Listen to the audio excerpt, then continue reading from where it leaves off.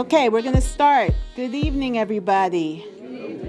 Welcome to the first Community Preservation Commission application workshop. And I know you guys have been anxiously awaiting this day because everybody wants money. So, we have a nice slide presentation. Sorry we had some technical difficulties before, but we're here and we're going to start. I'm Jan De Silva. I'm the co-chairman of the committee. Colleen DeWicki is the other co-chairperson. She is not able to make the meeting tonight, but she sends her welcome, say hi, happy to see you, glad you're here, all of that good stuff. Sylvia, Elaine, and Arthur here. Also, we have other committee members, Sylvia Gomes, Jessica Bailey, Elaine Safiolis, and Arthur Mata are all here. They're all representatives on the Community Preservation Committee, too. There's 9 people on the committee in total. So how many? 1, 2, 3, 4. 5 of us are here. The Community Preservation Committee works with the Department of Community Housing and Neighborhood Development. That's who staffs us. Staff are here, Ann Laurel and Eddie Bates. They're the people you will be contacting when you have questions about the application. What we decided to do is have a brief 2-page application. That's what we're going to be talking about tonight. And then there's going to be a fuller application that you will complete if your project has been considered is deemed eligible for the community preservation money.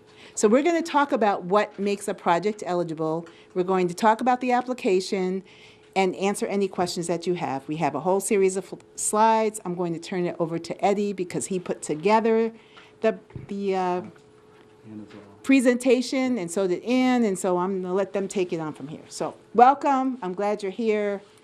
Make sure you ask lots of questions so you can get everything out. Hi, everybody. How are you? Sorry, we had some technical difficulties. We're getting started a little late, but I think we are good now. So let's start.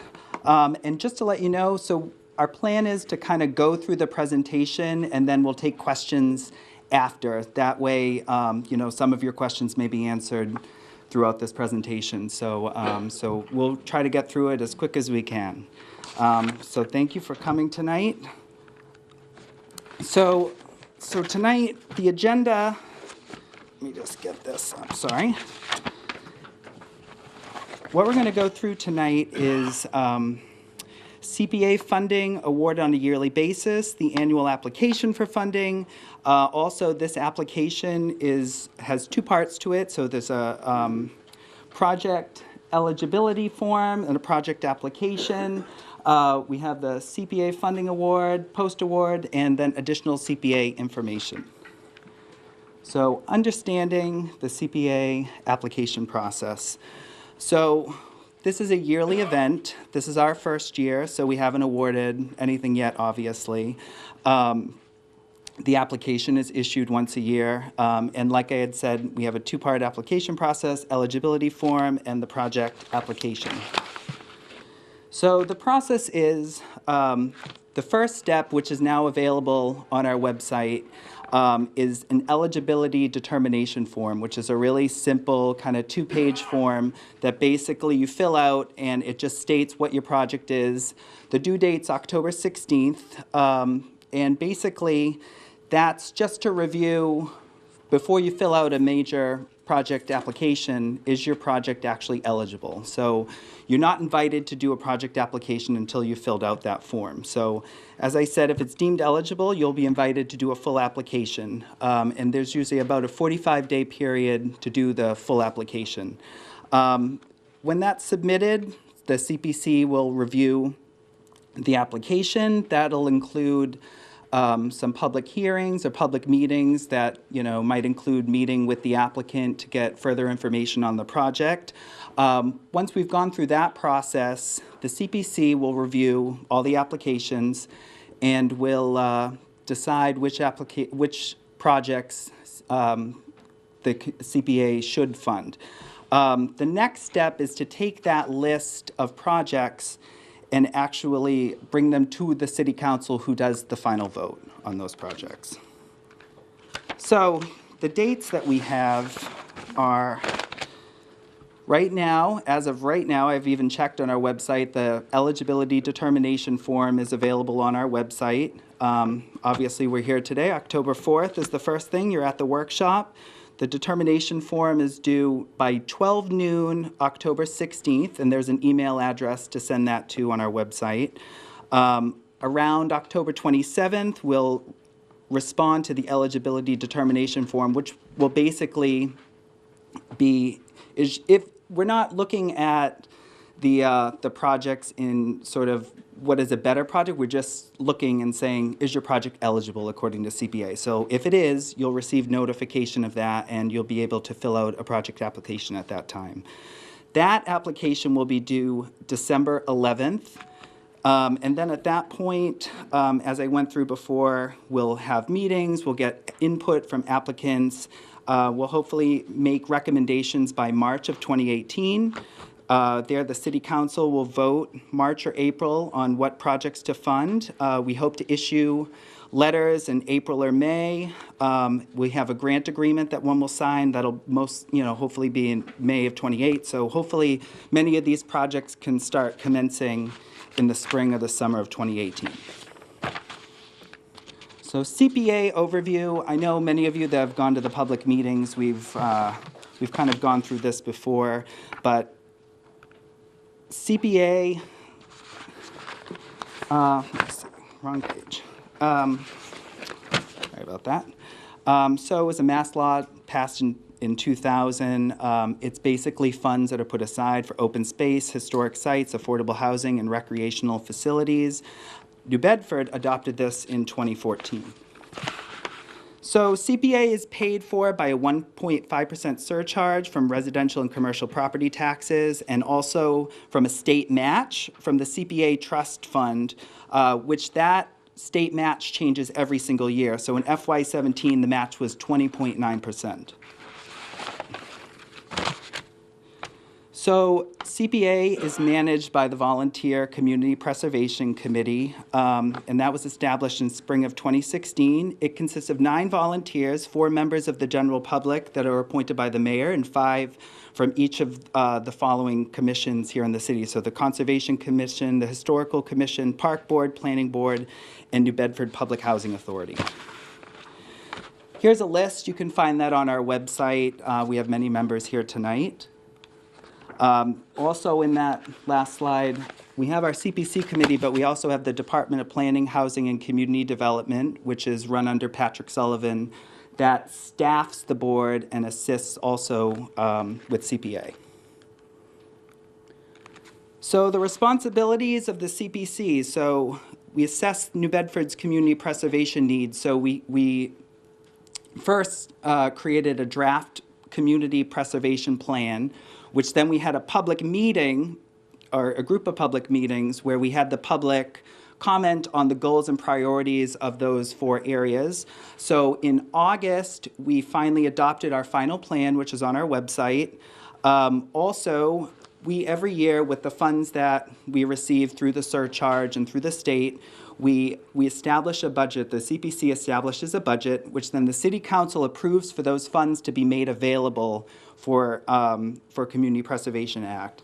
The next step, which we are now entering into, is to make final recommendations on projects that we would actually want to fund. So the way it's set up is at least 10% of the budget has to go, or at least 10% per to the 3 areas, which is housing, open space and recreation, and historic preservation. We also have a 5% that goes to administrative funds. The rest is flexible, so that's based on what the CPC would like to see, in going towards kind of those 3 areas.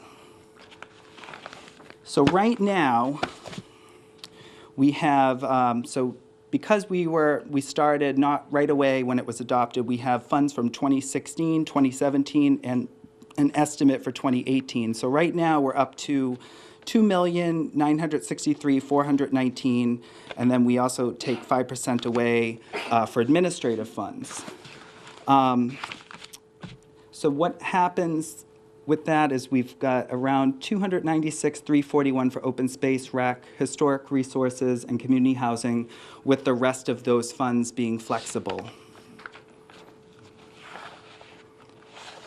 So this, I won't really go through this, and this is available on our website, but this is a graphic, a general chart that kind of shows it's in our current plan, our public meeting presentation, and the application instructions, which should be kind of an easy way to look and see, possibly if your project is eligible. So we have the open space. So CPA funds may be spent on the acquisition, creation, and preservation of open space. I'm not going to go through this list because this information is on our website. But basically, and this is defined to but not limited to this list of eligible projects. And we also have for recreation. So recreation CPA funds may be used on outdoor, passive, or active recreation. Part of the rules with that is funds cannot be used for maintenance, stadiums or gyms, as well as the cost of artificial turf or athletic fields. So historic preservation, CPA funds may be spent on the acquisition, rehabilitation, and restoration of historic resources. And on community housing, CPA funds may be spent on housing or for low to moderate income housing for individuals and families, including low to moderate senior housing.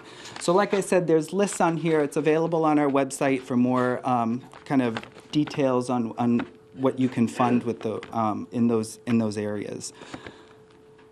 So basically, what is the CPC looking for in an application or a project? So we first want to determine, is the project eligible for CPC funding? Does it have a public benefit? Does it also align with the community preservation plan? And is the project a good use of public resources? So with that, we have our priorities. Again, I'm not going to thoroughly go through these because they are available in our plan. But when judging and looking at projects, we first have general evaluation criteria. So if you review this, the projects must meet these primary criteria. And that is on the application. And it's pretty broad, and I would say most projects probably meet these, but you want to make sure before you apply, does my project meet this primary criteria? So there's also secondary criteria.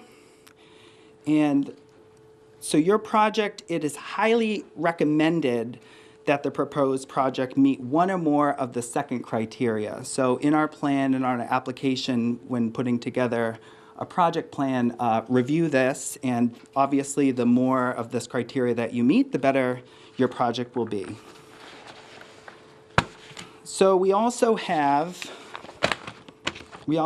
for category specific, so among open space, recreation, housing, and historic preservation, we also have criteria that goes into all four areas. I'm not going to go through every one of those, but we have recreation, historic preservation, and community housing.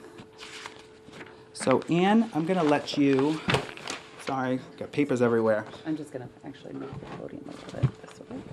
All right. So Anne is going to talk about the application process. Good evening, folks. Thank you for attending this evening. My name is Ann Lauro. I'm the preservation planner for the city of New Bedford. I also are part of the team staff at the Department of Planning, Housing, and Community Development, which is supporting the Community Preservation Committee in this initiative. And now we're going to kind of delve into the specifics of the two-part application process. Whoops. Eddie, help me out here. What's going on? Press the button. All right, sorry about that. So as we mentioned several times, it's a two-part application process. The eligibility determination form, which is literally a one-page back and front form, and a project application form. So starting with the eligibility form. The reason we started with this, and most communities do use an eligibility form as your first part, is because the full application is quite onerous. It's rather large and detailed, and we would really hate to see somebody fill out a full application and then in the end come to find out that their project isn't eligible. And when we mean by eligible, that's not arbitrary. There are certain regulations that are associated with the Community Preservation Act through its Mass General Law, its enabling legislature, that defines what types of projects can be funded through CPA funds. So that's really the purpose of this one application, is very briefly tell us what your project is so that we can determine that it is eligible under the enabling legislature. The project application form itself, we start off with a checklist, so we're trying to make this as easy as possible for you. What parts that you need. We obviously want complete, detailed, clear, and concise narratives. We've provided, if you're looking at the application form in front of you, we've provided prompt boxes for you. So we're trying to direct you with the specific questions that you need to answer, so you don't have to put it in a broad general narrative. Very specific characterizations, and we provide those boxes for you. We mentioned the preservation plan earlier. That is key to this application. The preservation plan sets forth the goals and priorities and the needs of the community. We were out this past year, the Community Preservation Committee and the Department of Public Housing and Community Development staff, assessing the needs of the community through review of past documents, past studies, as well as very broad and extensive public engagement meetings. And so those priorities are within the plan. Please, please, please read that plan. If you're having multiple applications, there might be some organizations that do. Please prioritize those. So the application form details. This is important. Ownership is key. If you're a property owner, then we need a documentation of that. Do you have your property deed?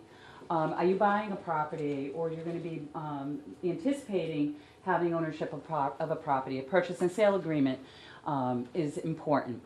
If you're a non-property owner and it's somebody else's property that you're going to be doing a project on, we need written consent of that owner. If you're a nonprofit, obviously your certification, a corporation, more certifications, and cities are also eligible to apply for CPA funding, and the applicant or the co-applicant must be a city agency. So I know that there are some folks here today who are planning some projects maybe on city property. It's very important that you reach out to either us as staff, or if you know that city department that would be overseeing that particular project. So for example, if it's a park and recreation project, Mary Reposer is here in the audience today. You need to talk to her because she needs to be a co-applicant. So project narratives, as I mentioned earlier, we've provided these prompt boxes for you. We think that they're very helpful. We talk about a general description of the project. How does it fit a community need and benefit? Again, go back to that community preservation plan. What are the goals and objectives of your particular project? How will you measure success? For example, if it's, say for example, it's a neighborhood that doesn't currently have a recreation space or a basketball court or a park, obviously the success would be, it filled the need of a neighborhood that did not have recreational space. Does it have community support? We encourage letters of support for your project. And does it fulfill a critical need in the city? So again, going back to, a neighborhood may not have a park. This would, the proposal of a new park would fit a critical need. We're going to need some financial information from you, of course. Um, and then project management is really important because, again, some of these projects may be small, but some of them may be larger. And we need to know some background and information about you and your organization. We're going to look at project feasibility. If you're small, if you're an individual, we may suggest that if your project is too big, you may want to partner with a co-applicant that may be able to help you manage the project. Project maintenance is very important, and that comes down from the CPA legislation itself. Because we're funding a project, and it's usually a one-time funding, we're going to be very concerned how a project can be maintained over either the lifetime of the project or at least, a reasonable amount of time. There are also other criteria that are required. Historic rehabilitation requirements. It has to meet, if this is a historic preservation project, it needs to meet the Secretary of the Interior standards. It needs to be listed on the National Register of Historic Places. All projects must meet state and federal ADA requirements. And of course, there are both local, state, and federal community housing requirements if it's a housing project. So going through the financials, we're going to need a budget form. How is your project going to be funded? Obviously, you're seeking CPA funds, but one of the items or the criteria that CPC is looking for, and CPA in general, is not to be the sole funder of a project, but really for you to leverage CPA funds against other existing funding that you may either have or will be applying for your project, whether that's matching grants or other types of funding. If you do have other funding, whether it's bank loans or grant, we're going to need proof of that secured funding.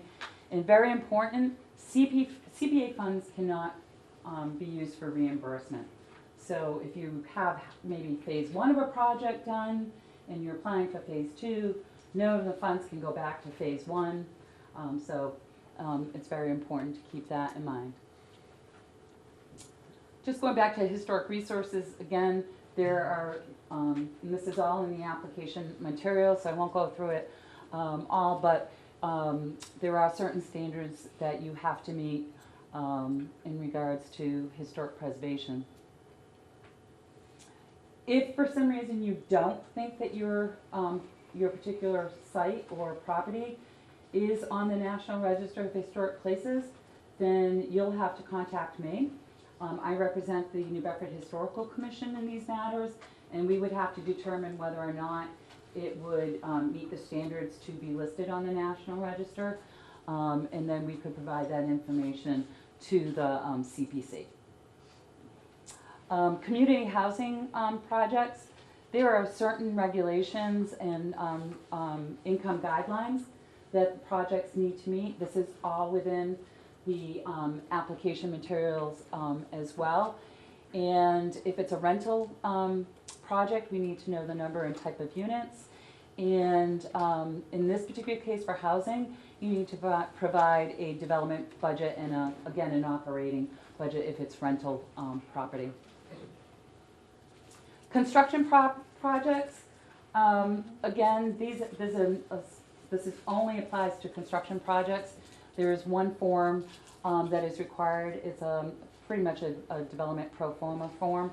And in addition, whatever you may already have in place, such as renderings, plans, designs, specifications, a structures report, anything that you have that you think is going to support your application, please, please, please include that information. So the other thing that is very important is for folks to understand procurement laws. So once if you are chosen to to have a project funded through CPA, then there are criteria that apply to how you go out to bid on your particular project. And capital improvement projects, which is basically brick and mortar type of projects, you can see that if it's municipal or state, there are certain what we call 30B regulations that we need to abide by. If you're a nonprofit, good to know that you don't have to abide by those particular laws, because that's, as you know, prevailing wages also apply there. And then when it's municipally owned and leased by a private entity, let me give you an example, the Zeitarian Theater. It's a city property leased by a private entity. We will talk. We'll figure that out. That's what we say, possibly. These procurement laws, again, within the application itself, we give you several links to go the Attorney General's site, within the application itself, within the plan.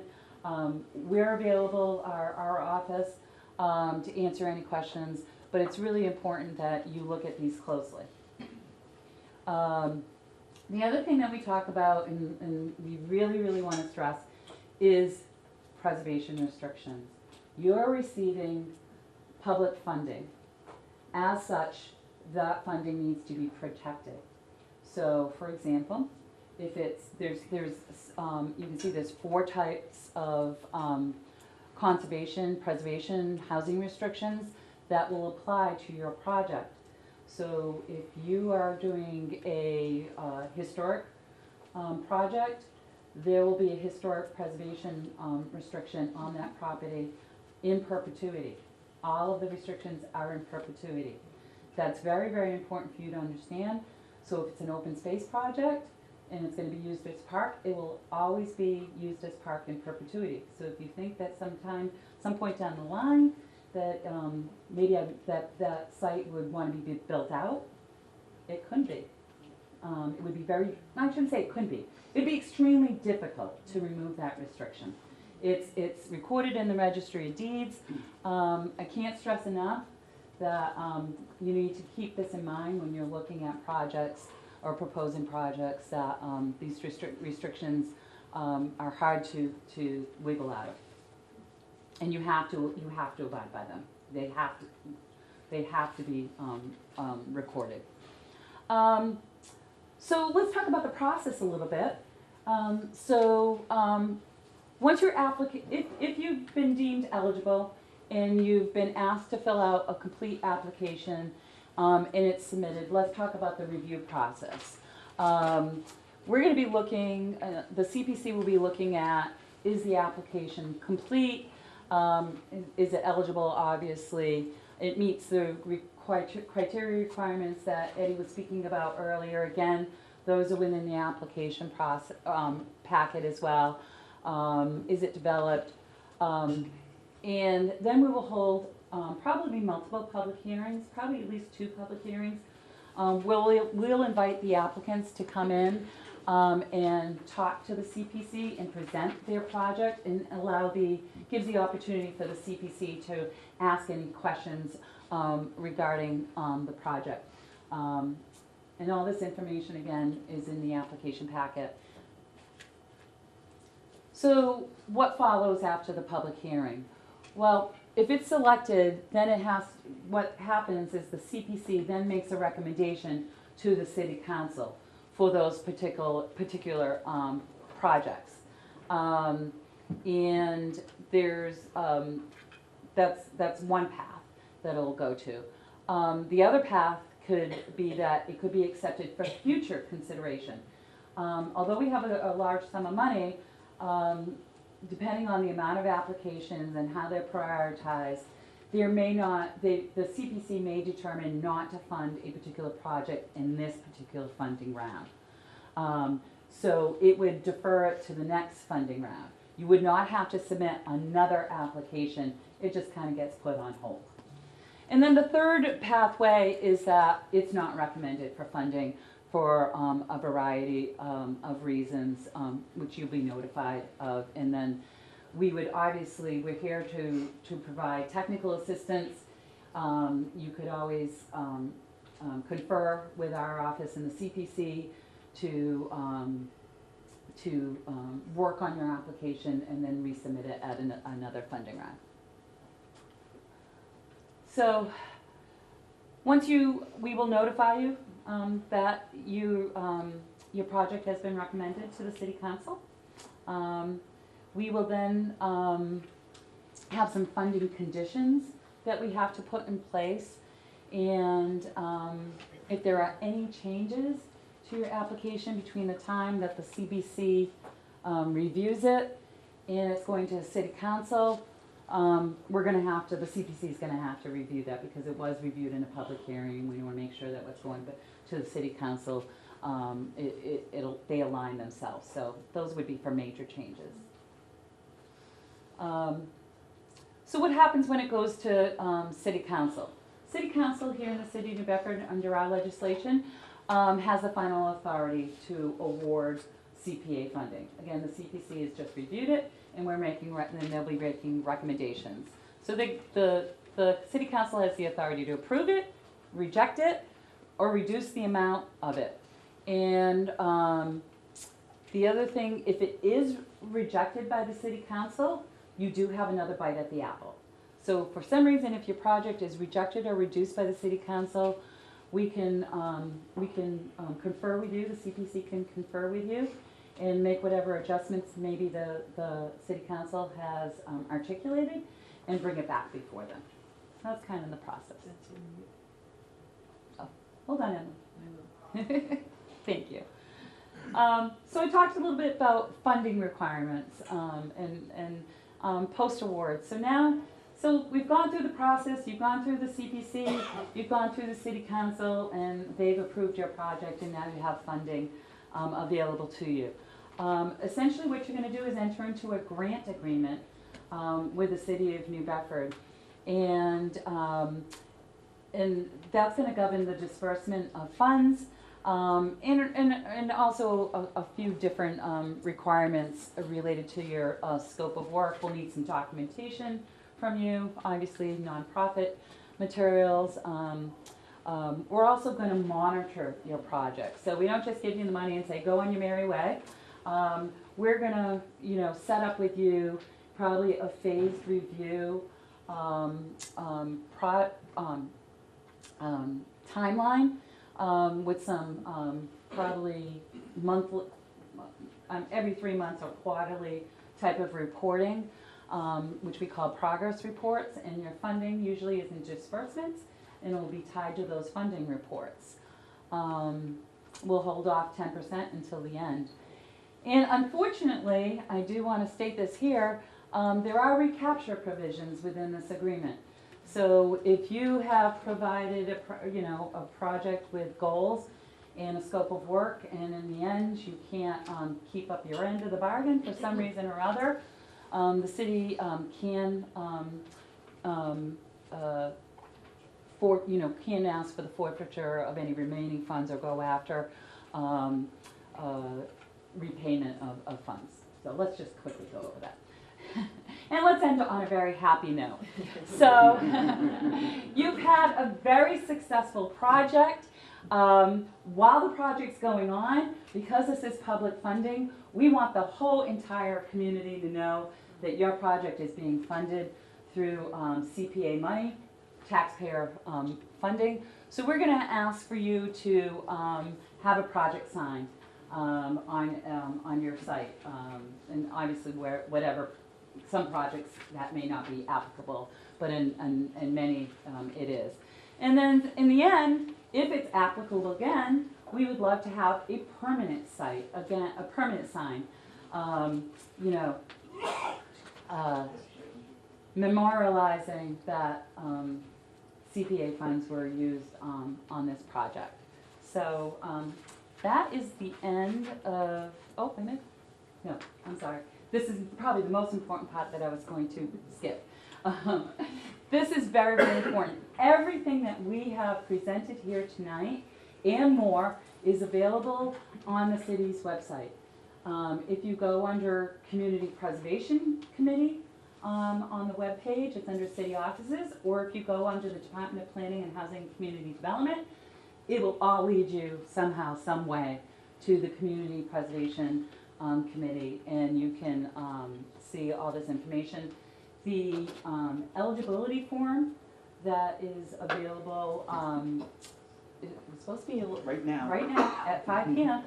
This evening. That is a downloadable, fillable PDF form.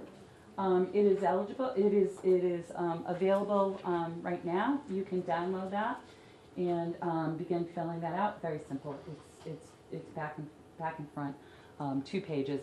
And we're asking for that to be submitted electronically. Again, on that website is an email, CPA at newbedfordma.gov. Yeah. It's clear, you can see that, and you're just gonna send that. We will send a confirmation email confirming that we received that. But again, Eddie and myself, well, no, let me just take that back. Eddie is leaving on vacation tomorrow. Hey.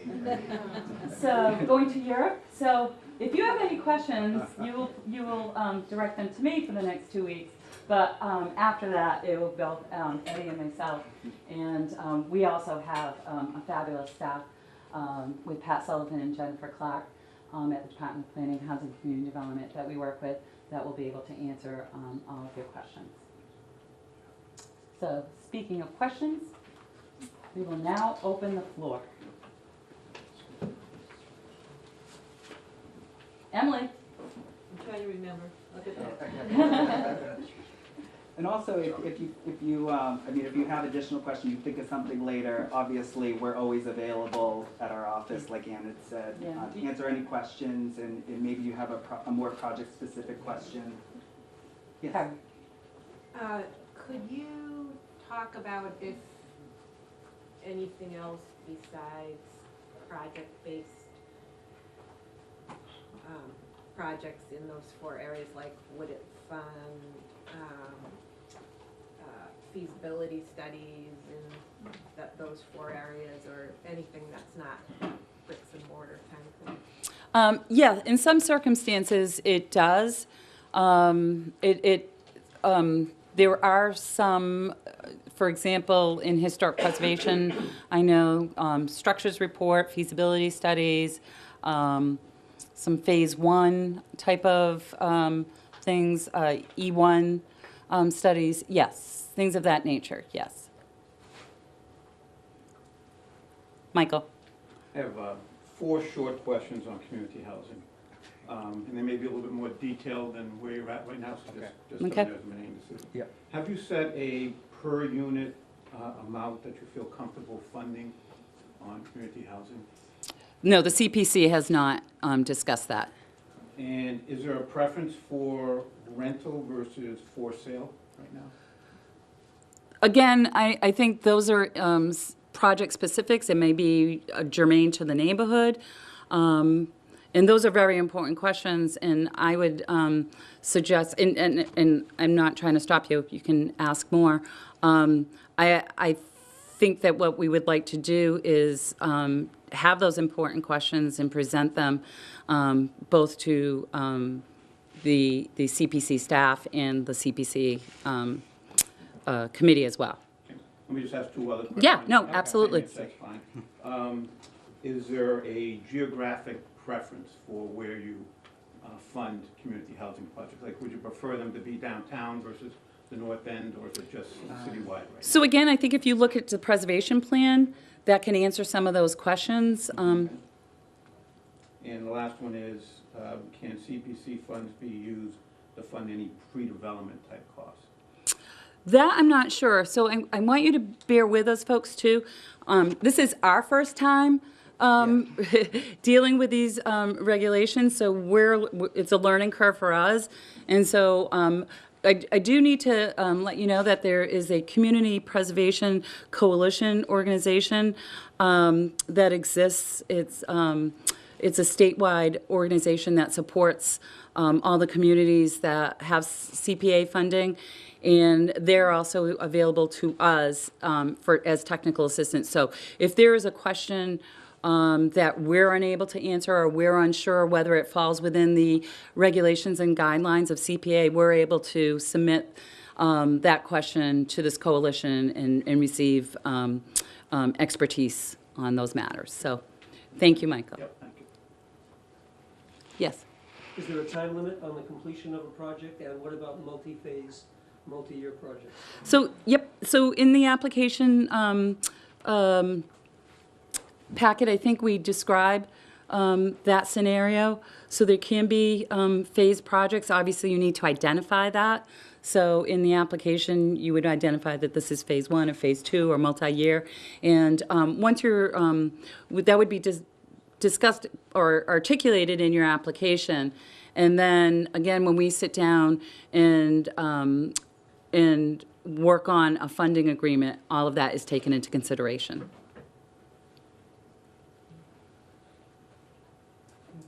Fred? Will the CPA funds be available for architectural and engineering fees and studies? So again, that's not usually the intent. So we're going to look at that a little bit more closely. There have been some communities have funded it, but it really is project-based. And I think I just want to go back a little bit because it's really, really important when you're looking at a project, and bear with me here because this is that's the chart. This is, as they like to say in CPA, it's all about the verbs. Can you acquire it? Can you create it? Can you preserve it? Can you support it? So you always have to go back to that. If it's, whether it's historic, recreation, can it be created? Are you preserving it? You're acquiring it. So it really is project-based. That's why I was kind of, when Terry asked that question, it depends on the type of studies and the type of pre-development stuff. You said that you can't use the funds to apply retroactively. No. What about a contract that's in the works that all the money hasn't been raised for yet? Oh, absolutely. So you want to use this as leveraging. We want to, if you have money that you have raised or you received grants, absolutely. It's for Ernestine. Yeah, no, I didn't think so. So that and we'd have to work with cooperate with the state. Right. As far as getting all that stuff. Yeah, yes. I'm sure that they would that those types of communications would have to take place, yep. Hi, Kate. You mentioned matching funds. Can they be from the state? Yes, there's no restriction. Can a project combine preservation and housing funds? Yes. I'm sorry? Oh, home funds, right? No, I mean, community housing and preservation funds. Can you? Oh, yeah, we would assume here in New Bedford has a great experience and track record of using blended projects for community housing. We have our housing stock, 70% of it is considered historic. So if you're rehabbing a building for housing, most likely it would be a blended historic preservation and housing. I'm hogging the question. No, it's okay. Yes. For urban parks, Yep. would it fund like benches, sculptures, that kind of thing? Yeah. A renovation of a park. No, Right. well, you have to create if it was Yeah. a new park, Right, a new the park. creation okay. of the new park. Right, Yes. if you're Okay. creating a new, like a The amenities. Yeah, the yes, amenities, The yes. amenities of Yeah. the park, Okay. yes. Yep. Can towns who subscribe to Community Preservation Act, can they combine on projects? So Hank Masti just asked if CPA communities could collaborate. Yes, neighboring communities can. For example, if Dartmouth and New Bedford wanted to link a walking or a biking trail, that happens all the time in CPA communities, and we could share, split those fundings. I know Hank has a particular project that he has in mind with a historical organization in Fairhaven, which also is a CPA community, so I can imagine that would be a project that also could share CPA funds. Thank you.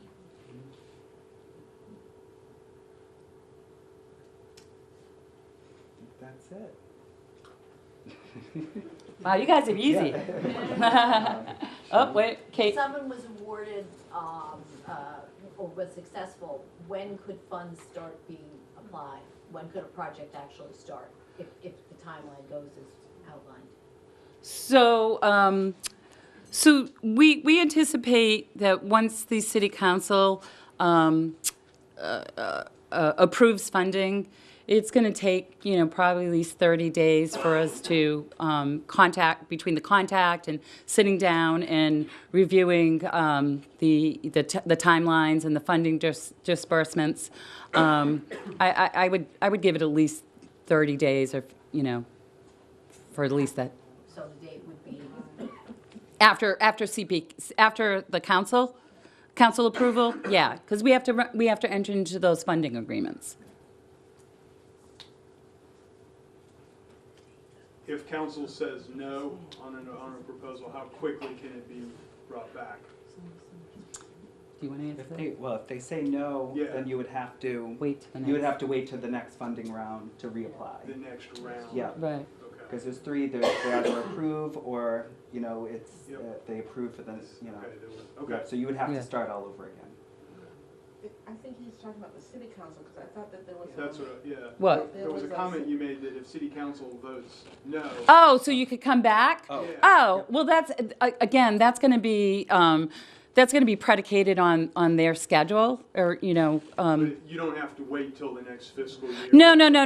It would, they're, yeah, I'm sorry. No. So, yeah, it just depends on their meeting schedule, All yes, right. and getting it back on an agenda for them. Okay. Yeah, I'm sorry. That's all right. Everybody good? Yep. So just to know, with the eligibility form, kind of an important technical aspect, before you start filling it in, you have to download it and save it to your computer first, and then you can fill it in and save it. So just You one of don't- those, you might sit there, I don't know why it's not saving. Just make sure you do that.